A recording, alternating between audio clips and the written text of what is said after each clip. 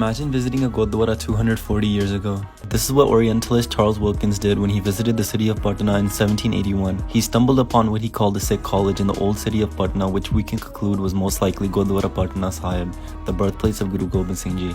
Wilkins wrote a letter about his visit to the shrine, and what's very interesting is the practices he notes, most of which we still see today in Gurdwaras around the world. He mentions an altar that was raised above the ground and that it was covered with a cloth of gold upon which was laid a round black shield over a long broad sword. He then notes how the congregation sat down on the carpet and the holy book was opened by a man with a reverend silver beard who led the congregation in singing hymns. After this, the whole congregation stood up and folded their hands towards the altar. A young man now stood forth and with a loud voice and distinct accent solemnly pronounced a long prayer or kind of liturgy at certain periods of which all the people joined in a general response, saying Waheguru. After this, the holy book was closed and Wilkins was invited to partake in a friendly feast. Later in this letter, he discusses meeting two Sikhs who introduce him to the history and philosophy of Sikhi.